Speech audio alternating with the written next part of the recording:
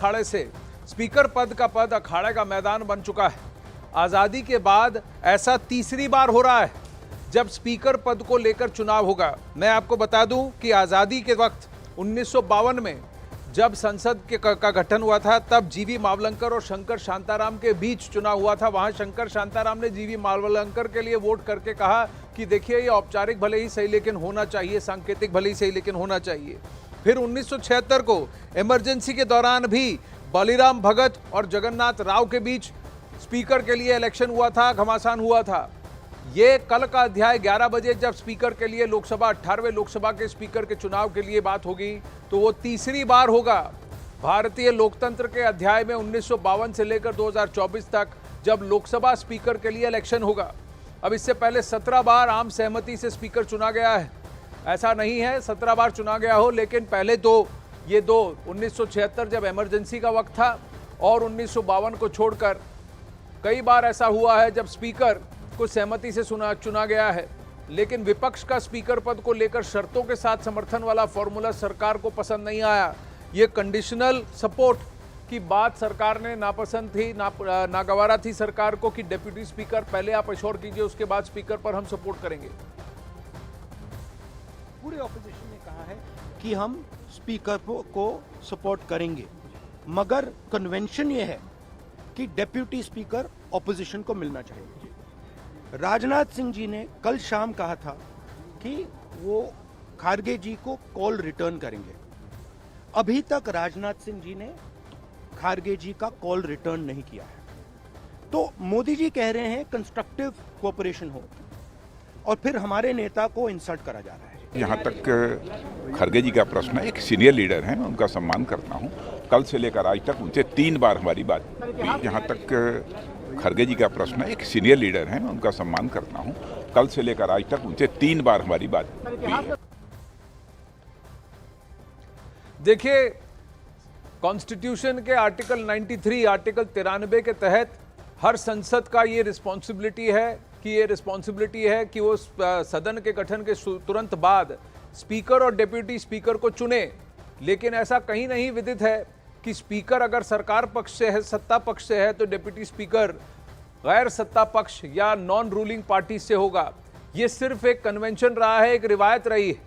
वहीं स्पीकर पद को लेकर राजनाथ सिंह के साथ वेणुगोपाल की भी मुलाकात हुई थी, और इस मुलाकात में क्या हुआ, इस मुलाकात की इनसाइड स्टोरी, ये सब जेडीयू के सांसद ललन सिंह ने बताई। अब आपको इससे पहले कि ललन सिंह की बात सुनाए, तो एक तरफ एनडीए का पक्ष है जो ओम बिरला का नामांकन दाखिल कर रहा है, और दूसरी तरफ के सुरेश इंडी अलायंस, इंडी गठबंधन के कई सारे मेंबर्स के साथ हैं, अधिकांश कांग्रेस पार्टी और लेफ्ट के लोग हैं, जहां पर के सुरेश ने अपना नामांकन भरा है।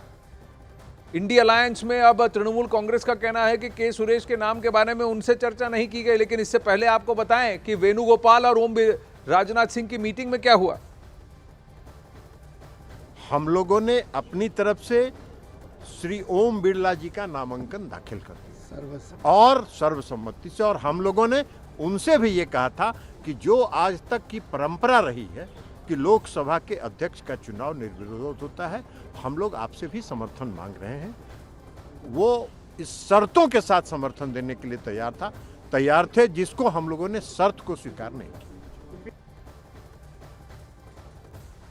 देखिए, मैं कुछ आपको इन्फॉर्मेशन देना चाहता हूं। यतेंद्र इस वक्त हमारे साथ हैं, या अमित पांडे भी हमारे साथ हैं। 1952 में यतेंद्र और अमित, ये पहली बार था जब स्पीकर का चुनाव, तब सांकेतिक था। शंकर शांताराम बनाम जीवी मालवंकर 3 बार लोकसभा स्पीकर रहे। उसके बाद 1976 में बलिराम भगत बनाम जगन्नाथ राव। लेकिन अब की बार जो हो रहा है, यहां क्या कहा जाए कि ग्लव्स ऑफ हो गया है। यानी अब ये शुरुआत है 2 फाड़ की, सरकार और विपक्ष के बीच में 18वीं लोकसभा में। यतेंद्र, देखिए, बिल्कुल संसद की शुरुआत कल ही पहले दिन से पता चल गया था कि हंगामेदार सत्रों होगा, और विपक्ष जिस तरह से तेवर दिखा रहा है उससे जाहिर था कि जो स्पीकर का चुनाव होगा वो चुनाव वोटिंग, यानी कि जो पहले परंपरागत जो होता है वो टूटती नजर आएगी। हालांकि पहले भी 2 बार चुनाव हो चुका, जो आपने बताया 1952 में हुआ जीवी मावलंकर और शांता कुमार, और इसके अलावा 1976 में आपातकाल के दौरान ये चुनाव हुआ था। लेकिन अब अपोजिशन के अड़ियल रवैये के कारण ये सब हो रहा है, क्योंकि संख्या बल एनडीए के पास है। जिस तरह से संख्या बल 7 है, तो उससे जाहिर है कि एनडीए के कैंडिडेट की जीत होगी, लेकिन इसके बावजूद भी अपोजिशन केवल अपने तेवर दिखाने के लिए ये चुनाव कराना चाह रहा है। क्योंकि जब वो राजनाथ सिंह के कमरे में पहुंचे थे टीआर बालू और केसी वेणुगोपाल, तो उन्होंने जाते ही शर्त रखी थी, जो बीजेपी सूत्रों का दावा है। हमारी केंद्रीय मंत्री पीयूष गोयल से भी बात हुई, उन्होंने भी साफ तौर पर कहा कि केवल और केवल वो एक शर्त के साथ आए थे कि आप डिप्टी स्पीकर पर हाँ करेंगे तभी हम समर्थन करेंगे।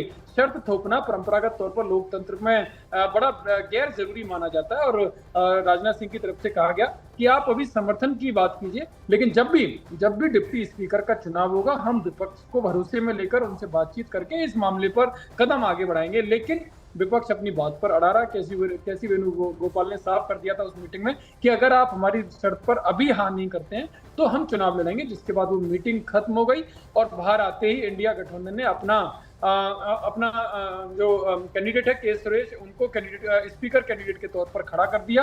हालांकि इसमें एक खास बात ये भी है कि टीएमसी के सांसदों ने अभी तक उस प्रस्ताव पर साइन नहीं किए। जहां इंडिया गठबंधन एकजुटता की बात कर रहा था, टीएमसी का अभी तक पक्ष जाहिर नहीं हो पाया। हालांकि बताया जा रहा है कि टीएमसी के जो सांसद हैं उनका संपर्क ममता बनर्जी से नहीं हो पाया, ममता बनर्जी का निर्देश उनको नहीं मिल पाया, जिसकी वजह से उन्होंने साइन नहीं किए। वहीं दूसरी तरफ एनडीए की तस्वीरें देखेंगे तो पूरा एनडीए एकजुट नजर आया। हालांकि जीत एक औपचारिकता है, कल चुनाव होगा, 72 साल में तीसरी बार चुनाव होगा, लेकिन जीत भी एक औपचारिकता मानी जा रही है, क्योंकि एनडीए जिस तरह से एकजुट है, जाहिर है कि जो आंकड़ा है, जो बहुमत का आंकड़ा है, जो जीत का आंकड़ा है संख्या पर, वो एनडीए के पास है। जी देखिए, इसमें मैं बस हमारी रिसर्च टीम ने काफ़ी कुछ इन्फॉर्मेशन भेजा है, तो मैं हमारे दर्शकों के साथ शेयर करना चाहूँगा। जैसे जैसे लोकसभा के स्पीकर्स का नाम आ रहा है, सबसे पहले जीडी मावलंकर का नाम 1952 से 1956 लिखा जाता है, लेकिन 1946 से हमारी कॉन्स्टिट्यूएंट असेंबली थी, उस कॉन्स्टिट्यूएंट असेंबली में भी वही बनाम स्पीकर थे।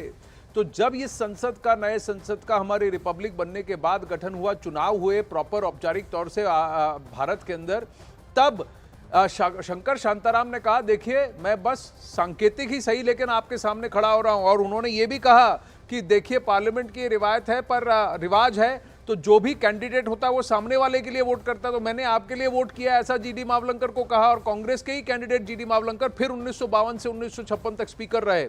और फिर आपने इसकी बात की, इमरजेंसी की बात की, लेकिन अमित, ये रिवाज रहा है, एक कन्वेंशन रहा है, ये हमारे संविधान का मैंडेट नहीं है।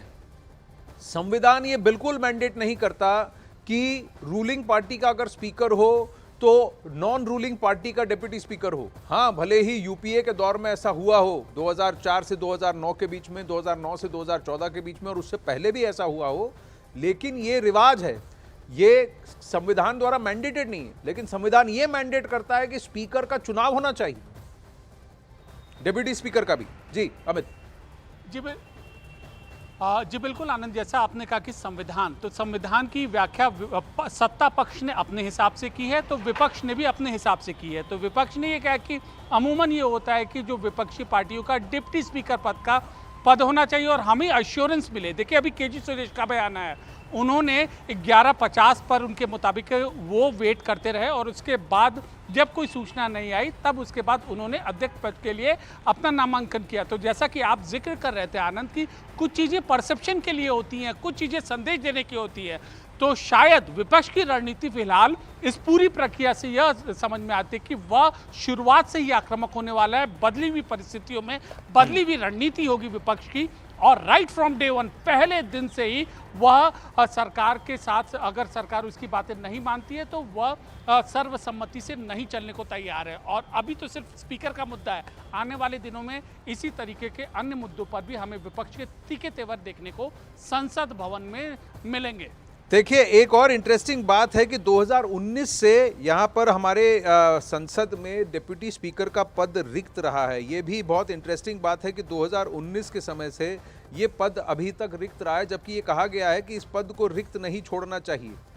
उधर केंद्रीय मंत्री पीयूष गोयल ने विपक्ष पर हमला बोला, उन्होंने विपक्ष की शर्त रखने को ठीक नहीं बताया। स्पीकर वैसे भी किसी सत्तारूढ़ पार्टी या विपक्ष का नहीं होता है, वो पूरे सदन का होता है। वैसे ही उपाध्यक्ष भी कोई पार्टी या दल का नहीं होता, पूरे सदन का होता है। और इससे उसमें सदन की सहमति हो, ऐसे शर्तों के आधार पर कि किसी एक पर्टिकुलर व्यक्ति या पर्टिकुलर पक्ष का ही उपाध्यक्ष हो, वो लोकसभा की कोई परंपरा में नहीं बैठते। लोकतंत्र में कोई भी चीज़ का ऊपर तय करने का पहले बातचीत करना चाहिए और हम लोग विश्वास करते थे और विश्वास कर रहे थे रूलिंग एस्टैब्लिशमेंट हम लोगों से बात करेगी, ऑपोजिशन का साथ कॉन्फिडेंस में लेके काम करेगी, बट उनका बदलने के लिए आदत ही नहीं है। वो अभी भी उसी घमंड में है। किस घमंड में 16th और 17th लोकसभा में वो लोग थे।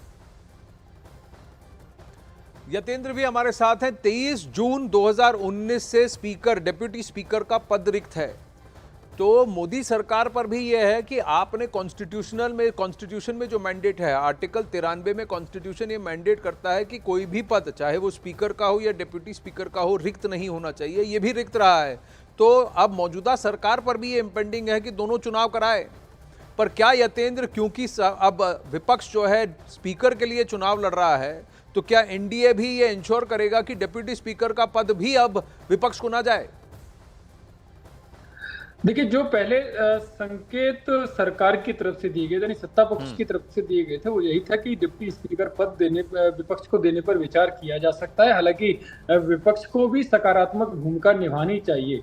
लेकिन जब राजनाथ सिंह के साथ बैठक हुई केसी वेणुगोपाल की और टीआर वालू की, तो उन्होंने मीटिंग शुरू होते ही सबसे पहले उन्होंने शर्त रख दी कि उन्हें डिप्टी स्पीकर पद चाहिए। और जब लोकतंत्र में इस तरह की बात आती है, जब शर्त रखने की बात आती है, तो दूसरा पक्ष भी अपने कड़े तेवर अपनाता है। और साफ तौर पर सत्ता पक्ष की तरफ से कह दिया गया कि आपकी बातों पर विचार किया जा सकता, लेकिन वो तब होगा जब डिप्टी स्पीकर प्रोसेस, जो चुनाव है उसका प्रोसेस शुरू होगा।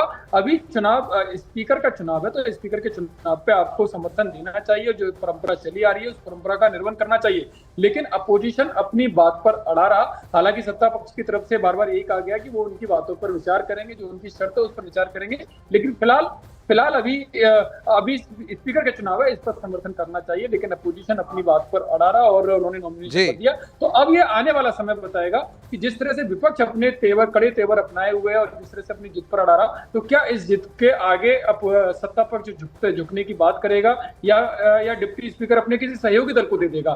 ये अब आने वाले समय में पता चलेगा। फिलहाल ये तय है कि कल वोटिंग होगी और एक बार फिर से सत्ता और विपक्ष आमने सामने दिखाई देंगे। और इससे जाहिर है कि जो तलखियां हैं वो सामने और ज्यादा होती हुई दिखाई देंगी, वो कम होती हुई फिलहाल नहीं दिखाई दे रही। देखिए, 542 सीटें हैं अब, क्योंकि अब वायनाड की सीट अभी रिक्त चल रही है। राहुल गांधी दोनों जगह से एमपी थे, तो अब एनडीए के पास 293 हैं।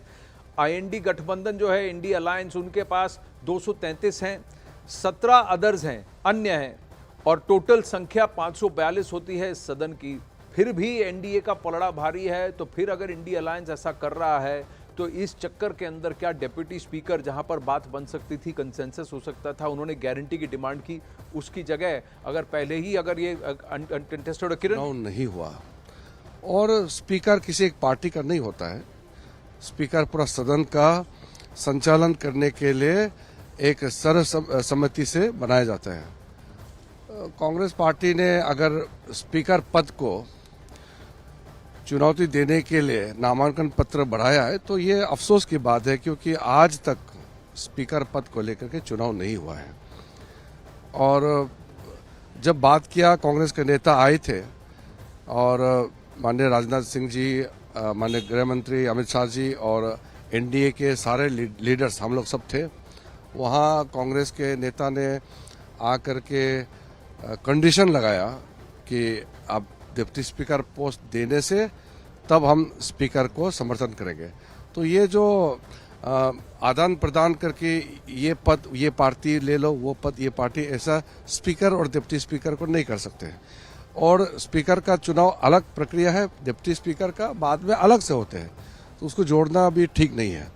इसलिए हम मानते हैं कि कांग्रेस ने अगर नामांकन बढ़ाया तो दुख की बात है, क्योंकि स्पीकर पद को लेकर के आज तक चुनाव नहीं हुआ है और एक कंसेंसस के माध्यम से ही स्पीकर का नियुक्त होता है।